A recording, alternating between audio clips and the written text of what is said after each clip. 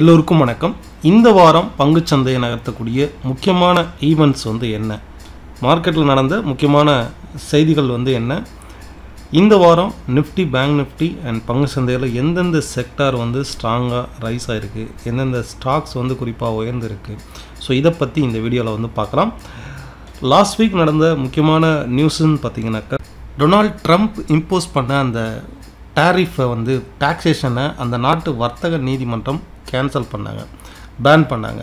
So இது யூஎஸ்க்கும் சைனாவுக்கும் இடைப்பட்ட இந்த வர்த்தக சிக்கலை தீர்க்கும் முறையாக இருந்தது. இப்போ ரீசெண்டாக என்விடியா கூட அவங்க போஸ்ட் பண்ணியிருக்கும்போது, இந்த யூஎஸ் டேரிஃப்னால தான் எங்களுக்கு இவ்வளோ ப்ராஃபிட் கம்மியாச்சு அப்படின்னு தெரிவிச்சிருந்தாங்க. ஸோ இதனால் இந்த டேரிஃப் இதை பேன் பண்ணதுனால இது ஒரு ப்ளஸ் பாயிண்ட் தான், உலக சந்தைக்கும் இது ஒரு ப்ளஸ் பாயிண்ட் தான். ரெண்டாவது, லாஸ்ட் வீக் வெளியான ஜிடிபி டேட்டா, பிகாஸ் ஒரு கண்ட்ரினுடைய எக்கனாமிக்கல் ஸ்ட்ரென்த்தை இண்டிகேட் பண்ணது ஜிடிபி டேட்டா தான், அதனுடைய வளர்ச்சியை இண்டிகேட் பண்ணது. எக்ஸ்பெக்ட் பண்ணதை விட அதிகமாக இருந்தது. ஸோ தட் ஒரு பாசிட்டிவான ஒரு மொமெண்டம் தான். கிட்டத்தட்ட 2024 இப்போ வரைக்கும் இல்லாத அளவுக்கு ஃபாரின் போர்ட்ஃபோலியோ இன்வெஸ்டர்ஸ் அதிகமாக பை பண்ணியிருக்காங்க. ரீசெண்டாக ஆர்பிஐ கூட அவங்களுடைய டிவிடெண்ட் பே அவுட் கவர்மெண்ட்டுக்கு இது வரைக்கும் இல்லாத அளவுக்கு ரெக்கார்டு லெவலில் 2,68,000 கோடி கொடுத்துருந்தாங்க. ஸோ இது பேங்கிங் செக்டாருக்கு கம்ப்ளீட்லி ஒரு பாசிட்டிவ் தான். வரக்கூடிய ஆர்பிஐ மீட்டிங்கில் இன்ட்ரெஸ்ட் ரேட் குறைப்பதற்கும் வாய்ப்பு இருக்குது. ரீசெண்டாக நடந்த 2 ஆர்பிஐ மீட்டிங், கன்சிக்யூட்டிவாக ஆர்பிஐ மீட்டிங்கில் 25 பைசா இன்ட்ரெஸ்ட் ரேட்டை குறைச்சிருந்தாங்க. ஸோ இந்த மீட்டிங்லேயும் வரக்கூடிய இந்த மீட்டிங்லேயும் குறைப்பதற்கான வாய்ப்பு இருக்குது. Financial stocks, MFSL, Sundaram finance, இந்த மாதிரி ஃபினான்ஷியல் ஸ்டாக்ஸ், பேங்க் நிஃப்டி, குறிப்பாக பப்ளிக் செக்டார் பேங்க்ஸ்க்கும் இது ஒரு பாசிட்டிவான விஷயந்தான். ஸ்டீல் செக்டாருக்கு ஒரு நெகட்டிவான ஒரு நியூஸ். யூஎஸில் அனதர் 25% ஸ்டீலுக்கு டேக்ஸை இன்க்ரீஸ் பண்ணியிருக்காங்க. ஸோ ஓவராலாக 50% டேக்ஸு. இது ஸ்டீல் செக்டாரில் உள்ள ஸ்டாக்ஸுக்கு ஒரு நெகட்டிவான இம்பேக்ட் தான். ஃபைன். நிஃப்டி, பேங்க் நிஃப்டினுடைய டெக்னிக்கல் மூவ்மெண்ட் என்ன அப்படிங்கிறதையும் டெக்னிக்கல் ஆஸ்பெக்ட்ஸில் பார்க்கலாம்.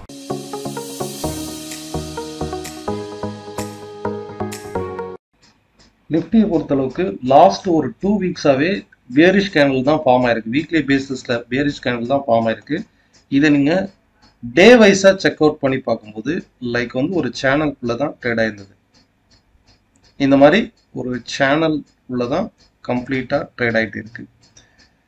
லாஸ்ட் வீக்கை பொறுத்தளவுக்கு, லாஸ்ட் ஃப்ரைடே பொறுத்தளவுக்கு பேங்க்ஸ் அண்ட் மீடியாவை தவிர ஆல்மோஸ்ட் எல்லா செக்டாருமே நெகட்டிவ்ல தான் ஃபார்ம் ஆயிருந்தது.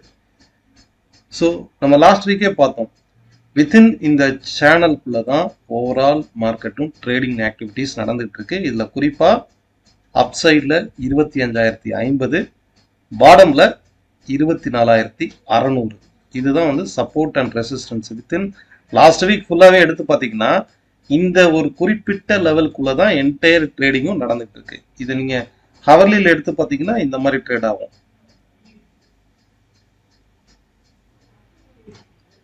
இதை நீங்கள் ஹவர்லியில் எடுத்து பார்த்தீங்கன்னா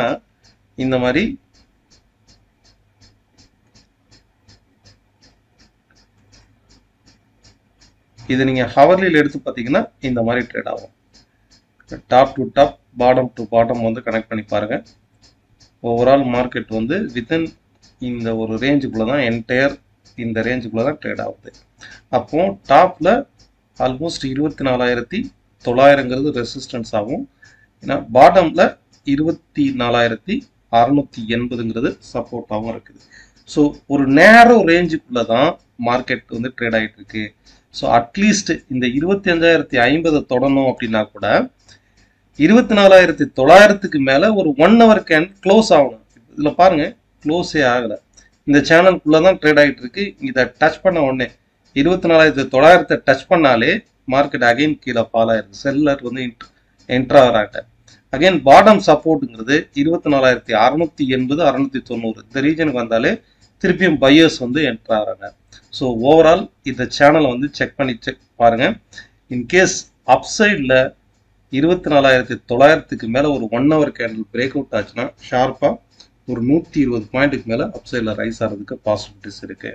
நெக்ஸ்ட்டு பேங்க் நிஃப்டியை பொறுத்தளவுக்கு நான் இப்போ வச்சுருக்கிறது வந்து 30 மினிட்ஸில் வச்சுருக்கேன். லாஸ்ட் வீக் ஃபுல்லாகவே ஒரு சைடுவேஸ் மார்க்கெட்டில் தான் ட்ரேட் ஆகுது. நிஃப்டியை விட பேங்க் நிஃப்டி வந்து ஒரு பாசிட்டிவாக இருக்குது பாருங்க. இப்போ இதை வந்து க்ளோஸ் டு க்ளோஸ் வந்து கனெக்ட் பண்ணி பாருங்க. இந்த க்ளோஸ் டு க்ளோஸ் வந்து கனெக்ட் பண்ணி பாருங்க. ஒரு பிரேக் அவுட் நடந்திருக்கா? So overall top to top வந்து கனெக்ட் பண்ண போதும் ஆல்மோஸ்ட் ரெசிஸ்டன்ட் ஜோனில் இருக்குது.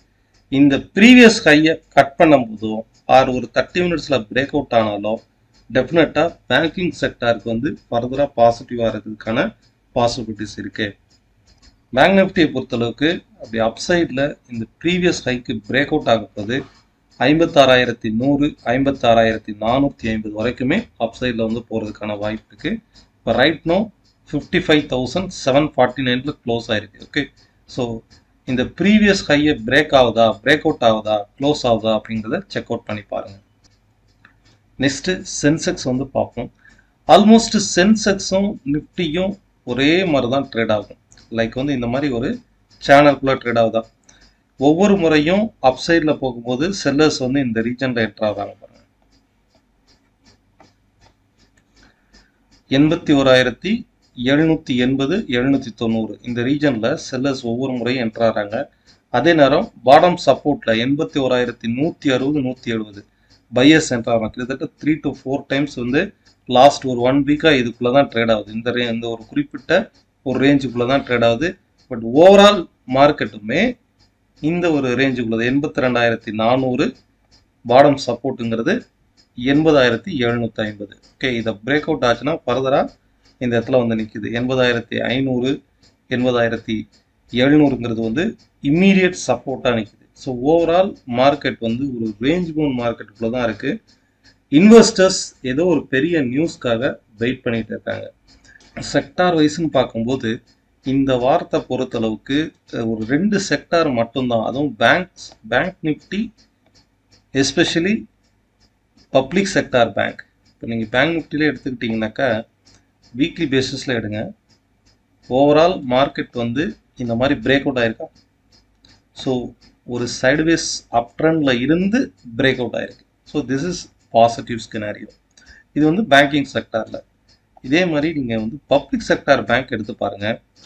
இது வரைக்கும் சைடுவேஸ் டவுன் ட்ரெண்ட் சேனலுக்குள்ளே ட்ரேட் ஆனது கிளியர் பிரேக் அவுட் ஆயிருக்கா. இந்த இடத்துல ஒரு அப்சைடில் கிராஸ் பண்ணி அகெயின் பிரேக் அவுட் ஆயிருக்கு. ஒரு டெஃபினட்டான பிரேக் அவுட் ஆயிருக்கும். ஓகே, எதுவுமே 100% கிடையாது, பட் அதுக்கான ப்ராபபிலிட்டி வந்து அதிகம். பேங்கிங் செக்டாரில் குறிப்பாக பப்ளிக் செக்டார் பேங்க்ல ஒரு பாசிட்டிவான மொமெண்டம் வந்து இருக்குது. இதுக்கு அடுத்து அப்படின்னு பார்த்தீங்கன்னாக்கா மீடியா செக்டாரில் எடுத்து பாருங்க.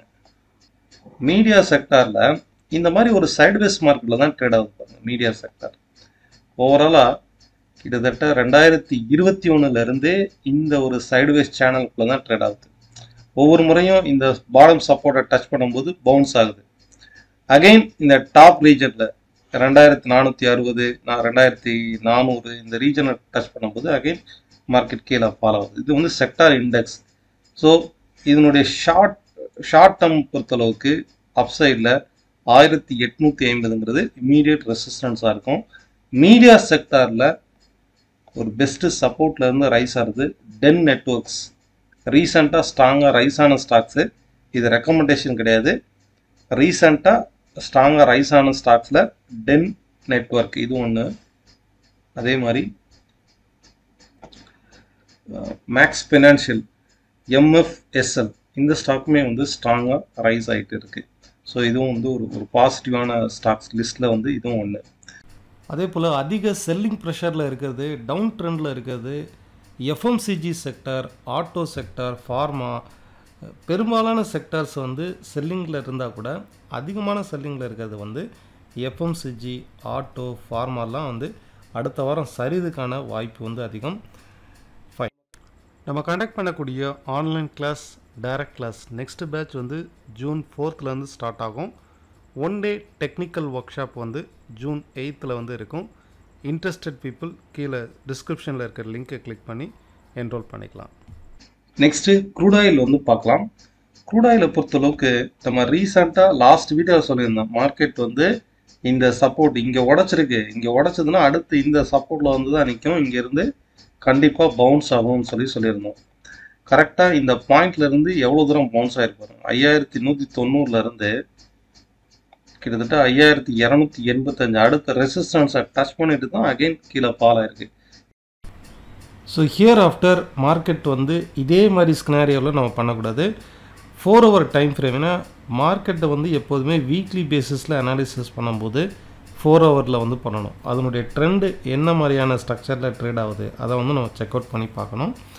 க்ரூட் ஆயிலை பொறுத்தளவுக்கு நம்ம வீக்லி பேசிஸில் எடுக்கும்போது என்ன டைம் ஃப்ரேமில் எடுக்கிறதுங்கிறது ரொம்பவே முக்கியம். சில ட்ரெண்டை வந்து குறிப்பிட்ட ஒரு சில டைம் ஃப்ரேம் மட்டும்தான் ஐடென்டிஃபை பண்ண முடியும். இப்போ இதில் பாருங்கள், க்ரூட் ஆயில் வந்து நீங்கள் 1 hourல எடுத்தீங்கன்னா பிரேக் அவுட் மாதிரி தெரியும். ஆனால் பொசிஷனல் வைஸாக க்ரூட் ஆயில் பிரேக் அவுட் கிடையாது. சைடுவேஸ் மார்க்கெட்டு தான் சடனாக திரும்புறதுக்கு வாய்ப்பு இருக்குது. கிட்டத்தட்ட எத்தனை முறை இந்த சப்போர்ட் எடுத்தது பாருங்க. லாஸ்ட் மந்த் ஃபுல்லாகவே இந்த ஒரு சைடுவேஸ் மார்க்கெட்டில் தான் ட்ரேட் ஆகிருப்பாங்க. என்டையர் ட்ரேடிங் ஆக்டிவிட்டியும் ஒவ்வொரு முறையும் மார்க்கெட் வந்து இந்த பாடம் சப்போர்ட், ஒவ்வொரு முறையும் இந்த பாடம் சப்போர்ட் ரீச் பண்ணும்போது அப்சைட் ரைஸ் ஆகுது. ஓகே, அகெயின் இந்த பாடம் சப்போர்ட் பண்ணும்போது அப்சைட் ரைஸ் ஆகுதா. இப்போ இந்த இடத்துல பாருங்கள், ஒவ்வொரு முறையும் இந்த இடத்துல டச் பண்ணும்போது பவுன்ஸ் ஆகுதா. ஸோ மினிமம் பவுன்ஸ் வந்து இந்த லெவலில் நடக்குது. ஓகே, மேக்ஸிமம் பவுன்ஸு இதில் பாருங்கள், மினிமம் பவுன்ஸ் வந்து எவ்வளோ நடக்கும், 5250 வரைக்கும் நடக்குது. மேக்ஸிமம் பவுன்ஸு 5370 வரைக்கும் நடக்குது. ஓகே, ஸோ அடுத்து மார்க்கெட் வந்து மண்டே எக்ஸ்பெக்ட் 5250 வரைக்கும் அப் சைடில் வந்து ரைஸ் ஆகலாம் மினிமம். ஓகே, வித்தின் இந்த ரீஜனுக்குள்ளே ஓப்பன் ஆகும் போது, அதாவது 5140 145 இதுக்கு மேலே ஓப்பன் ஆச்சுனாலே டுவோர்ட்ஸ் 5250 வரைக்கும் போகிறதுக்கான வாய்ப்பு வந்து ப்ராபபிலிட்டி அதிகம். ஸோ க்ரூட் ஆயிலை பொறுத்தளவுக்கு ஒரு சைடுவேஸ் மார்க்கெட்டு தான், சைடுவேஸ் சேனலுக்குள்ளே தான் ட்ரேட் ஆகுது. ஃபைன். இதே மாதிரி கோல்டை நம்ம பார்க்கும்போது, கோல்டு வந்து ஒரு சைடுவேஸ் மார்க்கெட், ஒரு ரேஞ்ச் பவுண்ட் மார்க்கெட். இதுக்கு முன்னாடி நல்ல ஒரு மொமெண்டம் கொடுத்துக்கிட்டு இருந்தது. இப்போ பார்த்தீங்கன்னா கோல்டு 96,200 250 இந்த ரீஜன் வந்து டாப்ல, பாடம் சப்போர்ட்டுங்கிறது 92,500. இந்த ஒரு குறிப்பிட்ட ரேஞ்சுக்குள்ளே தான் மார்க்கெட் ட்ரேட் ஆகிட்டு இருக்கு. 1 or 2 weeks வந்து இதுக்குள்ளே தான் ட்ரேட் ஆகுது. எப்போ வந்து 96,400க்கு மேலே அப்சைடில் ஒரு டே கேண்டில் பிரேக் அவுட் ஆகுதோ வெரி ஷார்ப்பாக அனதர் ரேலி வந்து ஸ்டார்ட் ஆகும். ஓகே, இப்போ வரைக்குமே பை சைடு பெஸ்ட் சப்போர்ட் நான் சொல்கிறது வந்து M6 கோல்டு 24 கேரட் கோல்டு 94,500ங்கிறது பெஸ்ட் சப்போர்ட்டாக இருக்கும். ஃபைன். ஓவரால் மார்க்கெட்டுடைய ட்ரெண்ட் வந்து உங்களுக்கு புரிஞ்சிருக்கும். இந்த வீடியோவில் உங்களுடைய கருத்துக்களை கீழே உள்ள கமெண்ட் பாக்ஸில் வந்து பதிவு பண்ணுங்கள். இதே போல் இன்னும் வீடியோவில் பார்க்கலாம். நன்றி, வணக்கம்.